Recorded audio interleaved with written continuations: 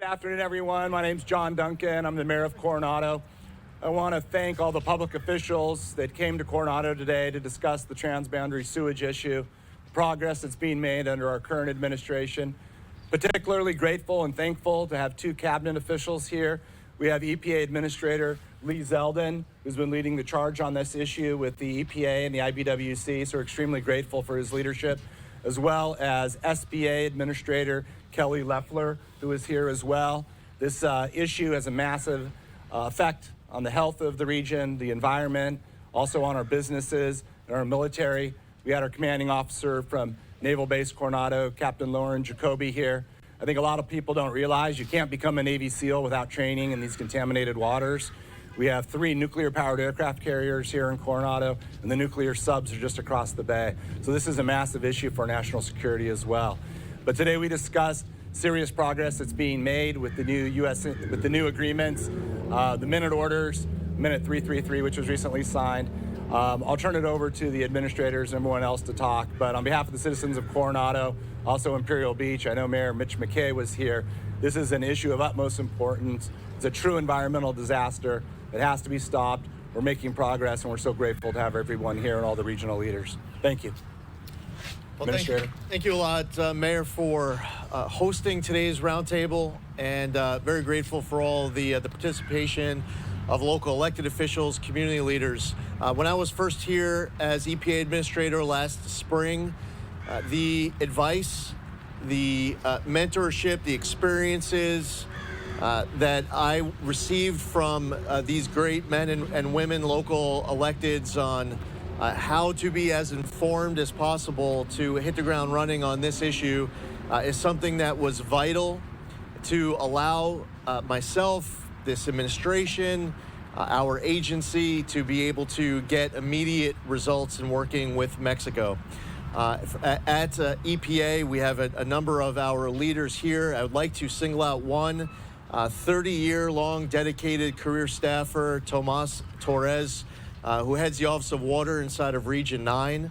IBWC has been fantastic as part of this partnership, this congressional delegation, bipartisan congressional delegation. And again, you have local elected officials, both sides of the aisle. This was a nonpartisan, bipartisan effort to work together for a very common, important good for millions of Americans who have been waiting for this relief for decades. At EPA, we're committing to provide quarterly updates at the very least. Our last update was November 21st. We will continue to provide updates on all of the progress on these Mexico side projects at least that frequently. I have at least 2 meetings per week inside of my office with my team to specifically speak about this issue. One in an unclassified setting and the other one in a classified setting, to make sure that I'm getting the most timely, verifiable updates on Mexico side progress. So after last April's visit here, over the course of the 90 days that followed, we ended up negotiating and entering into a memorandum of understanding between the United States and Mexico, which we signed in Mexico City at the end of July of 2025. We had 3 main goals to that. 1, to get Mexico to obligate the remaining money that they had previously committed. 2 was to expedite timelines for projects previously agreed to in minute 328. And 3 was to implement a permanent 100% solution, factoring in increasing population growth in Tijuana with new projects, which ultimately became part of minute 333. Over the course of the 100 days to follow the agreement of that MOU, we stress tested between the United States and Mexico every timeline on every project. That effort was led by Tomas Torres. Again, second shout out. I don't know, maybe there'll be a third at some point before we're done. And we were able to reduce the timeline on a lot of these projects. Working with Secretary Rubio, Deputy Secretary Landau, and the U.S. Ambassador to Mexico, Ron Johnson, and IBWC and EPA and others, we worked with President Sheinbaum, the Ministry of Foreign Affairs, Alicia Barcena, who runs the Environmental Department, in Mexico, and Minute 333 was entered into in December. We have a number of projects that have already started and progressed since the last time we were here. Since that July MOU, I'll be able to update 3 now. Tijuana River Gates, a collection pipes project in September 2025. Mexico initiated construction of the first phase, which is funded by Mexico. We have been able to successfully leverage BWIP funding appropriated by Congress, making it clear to Mexico that in order for this BWIP funding to be released, Mexico would have to perform on Mexican commitments on Mexico side projects. And we expect construction to be completed within 6 months. The project expects to reduce approximately 5 million gallons per day of sewage from entering the Tijuana River. Project 2, diversion of 10 million gallons per day of treated effluent entering the Tijuana River to a site upstream of the Rodriguez Dam. Mexico secured $15 million for this project. They are expected to begin construction in the coming weeks.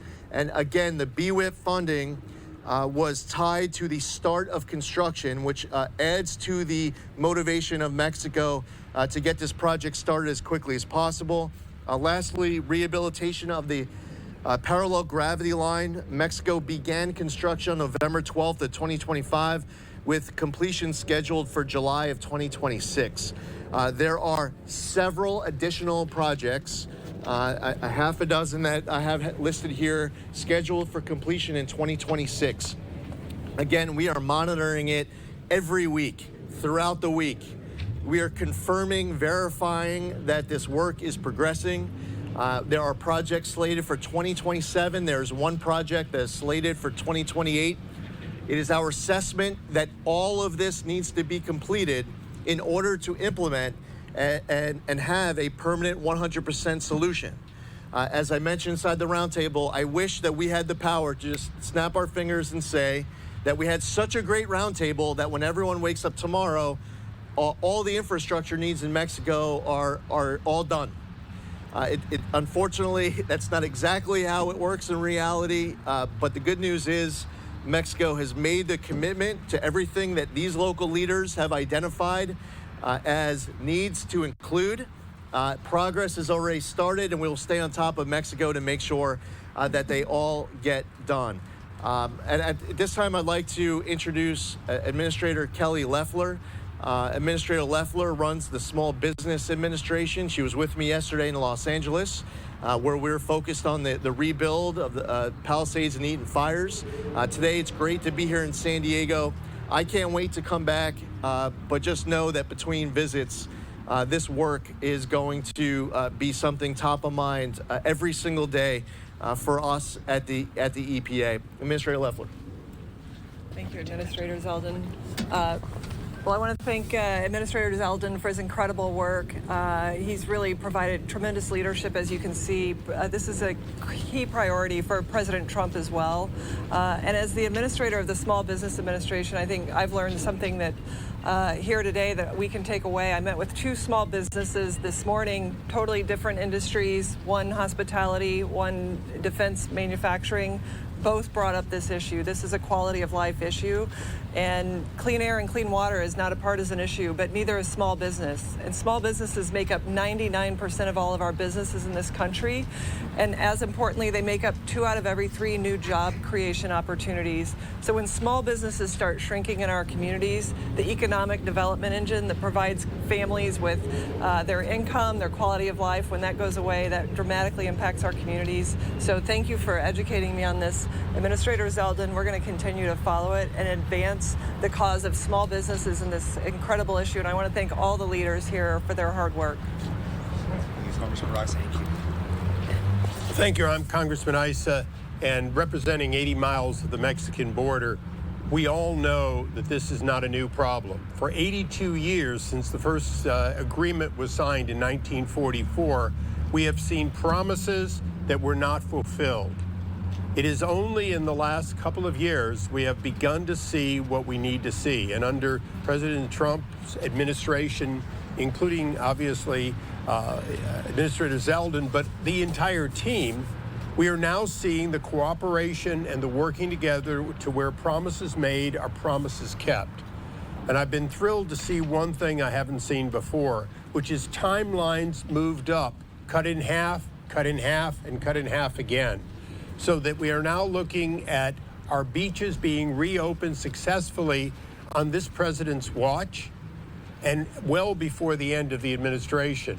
We're seeing something that can happen not in a decade, but most importantly, for all of us as San Diegans, the continuity and the continuation that has now been baked into the agreement, so that once reopened, the beaches will stay open.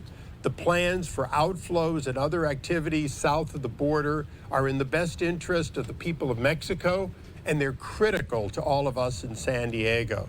So I was thrilled to come back for an update less than a year later and see actual progress. I've been down and seen actual construction, and so they can keep us safe around the world. And I want to thank the administration for being here.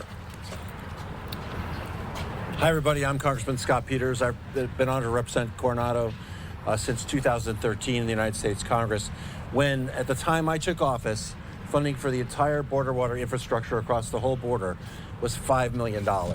And we hadn't even started to work on this plan.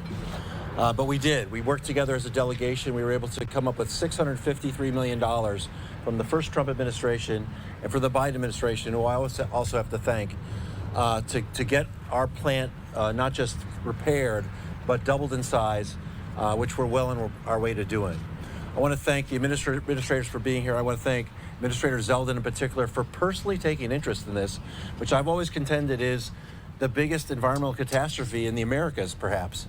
But for the first time, we have we're getting really personal attention from the EPA Administrator. He has cut the timelines. He's committed to 100% solution. I've really got a lot of, I think it's a lot of people around here are really counting on you. I am very hopeful from the commitment you've made personally to this, and I want to thank you. We also should note that someone said in the meeting, I think this is right, that there's a balance between the partnership we have with Mexico and the pressure we have to put on. But again, we're doing that in a really professional way, continuing the work we've been doing for many years now, and we're glad that's being led by someone who's so committed. So thank you for being here, and we wish you good luck. Thank you. Thank you. Thank you, everybody. I'm Mike Levin. I have the great honor to represent North County, and boy, we're all in agreement. It's not easy these days to agree on something like this, so it's great to see everybody out and in agreement. And I want to just echo how grateful we are to Administrator Zeldin for his focus and his attention on this issue. It is clear that he is deeply personally committed to seeing this through. And when he came out about a year ago and got that first overview on the severity of this problem, he laid out a plan, and he's executed on that plan. He's followed up diligently, and I know he'll continue to do so because it's so personal for so many people in our community, including for my own family. My wife's nephew, trained right here in Coronado, wound up getting cancer in his early 20s. And as I mentioned inside, we don't know definitively that it was caused by that pollution. Unfortunately, he's okay, but when you look at how many of our SEALs, how many of our Border Patrol, how many of our community members are getting respiratory conditions and cancers at rates far higher than the general population, you know this is a problem that we all have to work together to address. When I first got to Congress in 2019, we had a great opportunity through the U.S.-Mexico-Canada trade agreement and through Trump 1.0 to be able to leverage that negotiation to secure $300 million. And for so many of us, getting this right and making sure we dedicated those resources to this challenge was the red line to vote yes on USMCA. We now have USMCA coming up again for renegotiation, and once again we need to use that opportunity to ensure that we leverage that for whatever change or whatever solutions we need, whatever follow-up we need. We were able to get another $353 million in the years since, between 2021 and 2025. So I've said, being on the Appropriations Committee, hopefully, for goodness sakes, we have enough money. Now we have to make sure that we execute and we hold Mexico to their end of the deal as well. And I know Administrator Zeldin will do just that. And I thank Administrator Loeffler also for her commitment to small businesses in our San Diego region and beyond. Thank you. Thank you. Any questions? So finding the solution to the sewage crisis, while it's great for the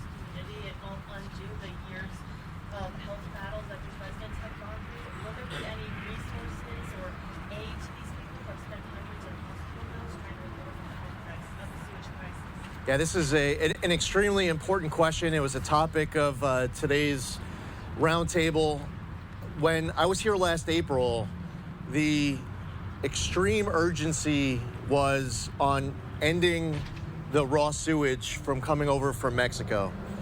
What was necessary to be able to get a 100% permanent solution done urgently, as fast as humanly possible.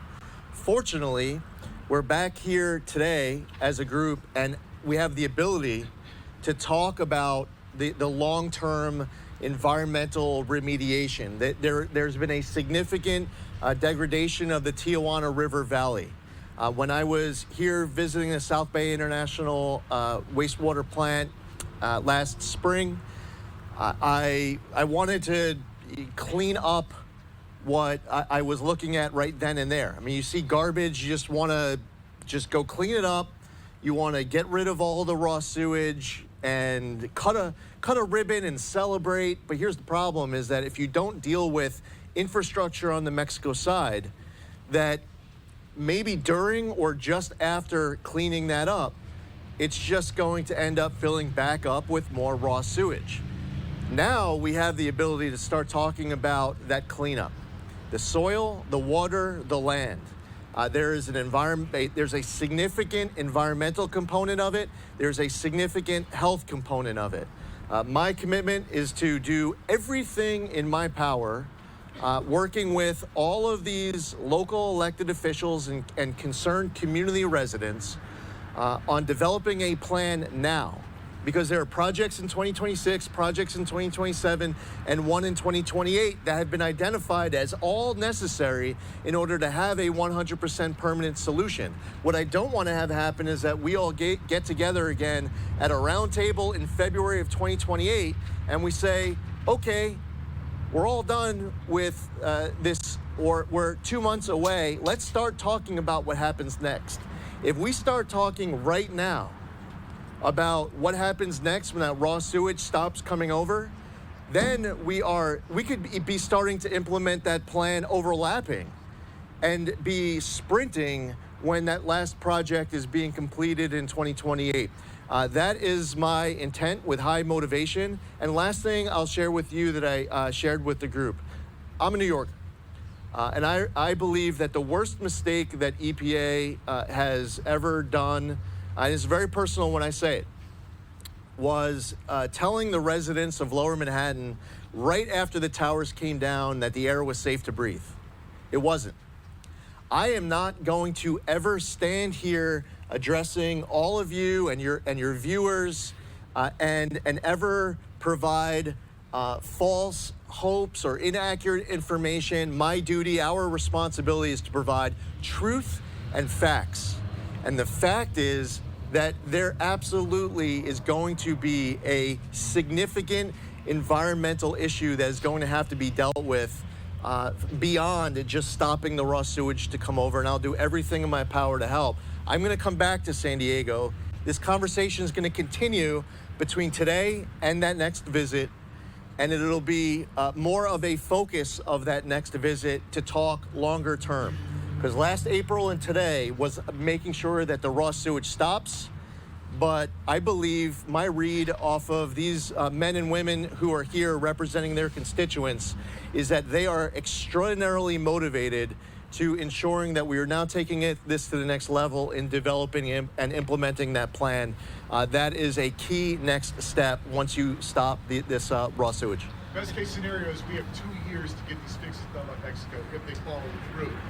In the meantime, that's 2 years of aerosol toxic sewage and toxic sewage going into the Tijuana River Valley. The county's trying to do some steps, asking the state for money, they're asking the federal government for emergency money. What can be done in the meantime to protect the thousands of people who live down there?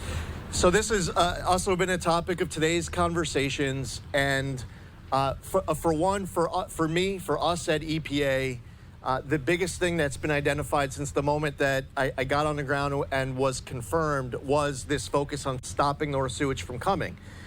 Now, if there is a specific ask, well, by the way, you have members of Congress here who, whether I was here last April or I heard it again today, they sit in Congress and they're responsible for appropriating funding. There's further negotiations. They actually just completed an appropriations bill that included more money in border infrastructure funding.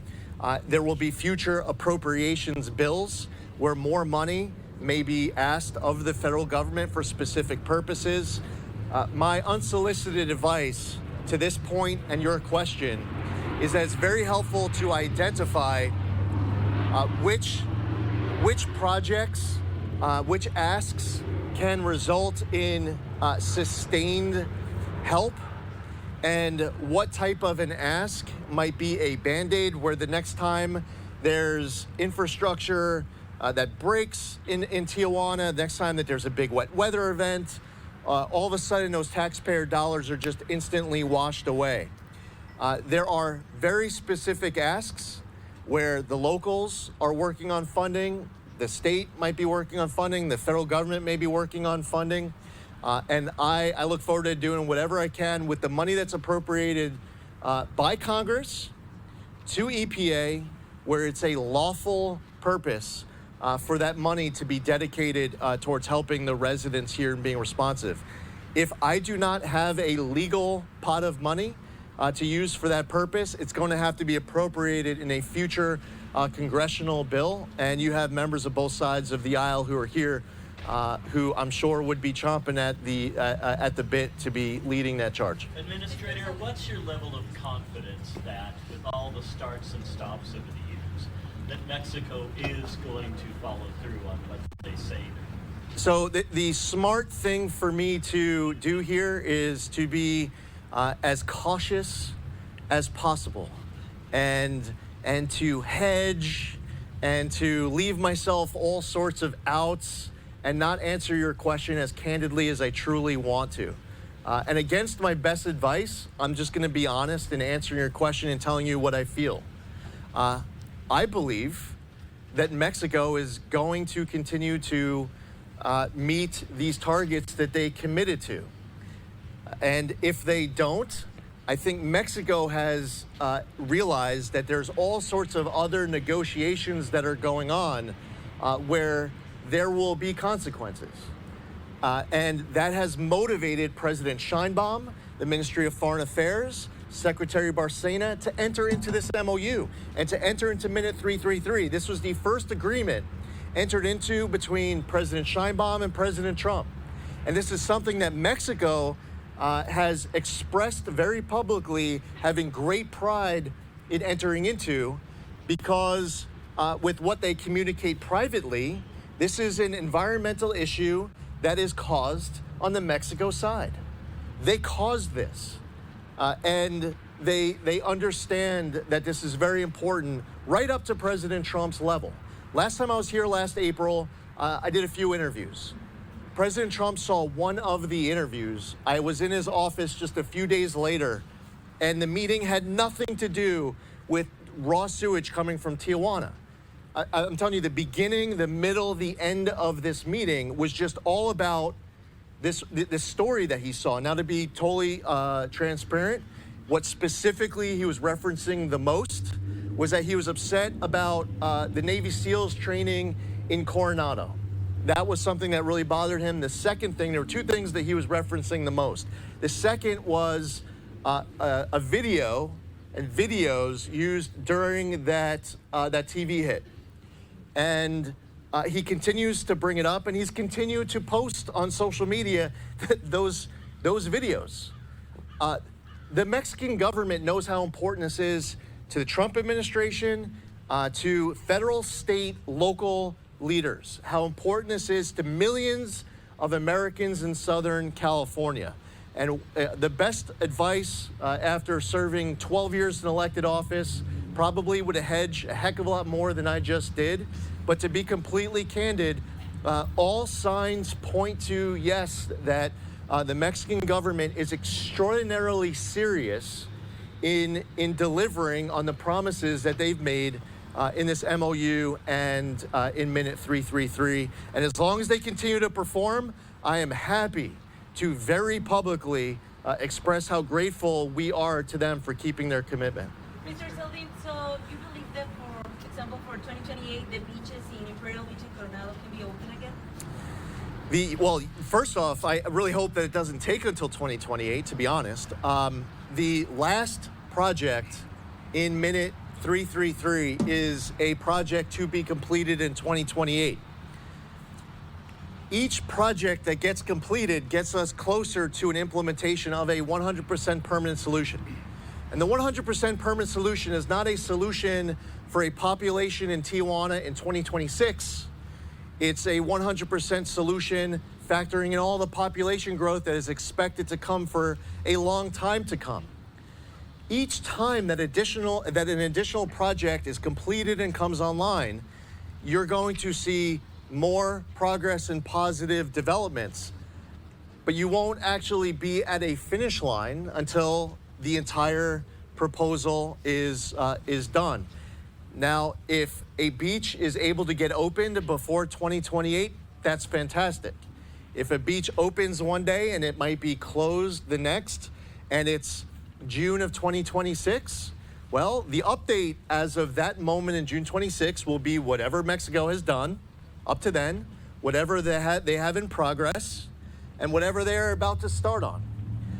It's just very important when we're providing at least quarterly updates on all of the progress that we're aware of since the last update that we've provided publicly, that the public understands that those updates represent that we are on track towards completing everything that these leaders told me last April, and that experts very heavily weighed into and extraordinarily detailed-oriented to make sure that a full plan was not just down on paper as a proposal, but signed by Mexico as a binding agreement and stuck to in the construction that followed. Final question, Administrator.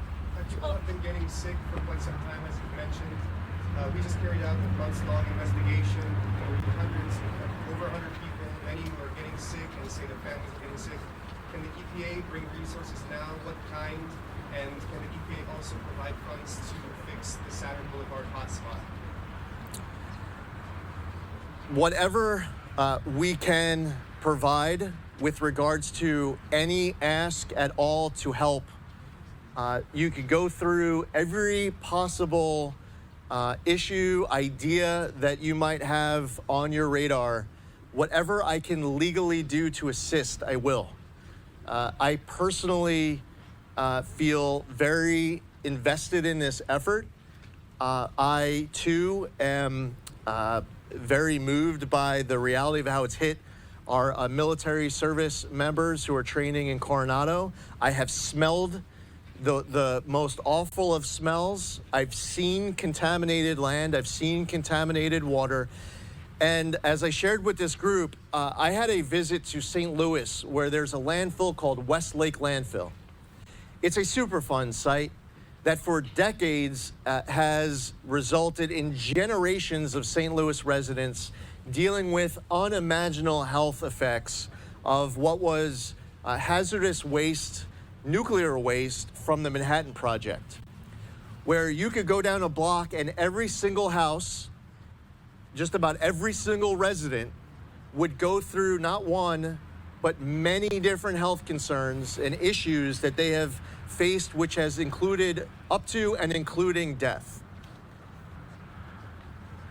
When I visited St. Louis, I was very motivated hearing these very tearful stories, and we figured out how to move up the timeline to complete that work by 2 years. When I was here, I left very motivated to do absolutely everything in my power to help. If there's a legal way for me to use congressionally appropriated funding to spend another dollar for anything to be able to assist in dealing with this, we will. There have been a number of specific asks that have come up today that may or may not have included topics that you brought up.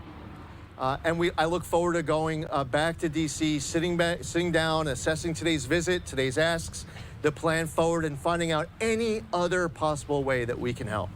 There's Thank you. another way to step up as United States to solve this problem and not waiting so much for Mexico. We just saw last month the IBWC report that 11.5 million on sewage came to the river because one of the collectors over there breaks. So we're still seeing this kind of problems. Last week, the president of Mexico came to Tijuana and spoke about the works will be end until 2027. So there is another way besides the pressure that you mentioned between the president and Well, I would actually say that the timeline, I now can confirm. I couldn't confirm this last April because it hadn't been done yet.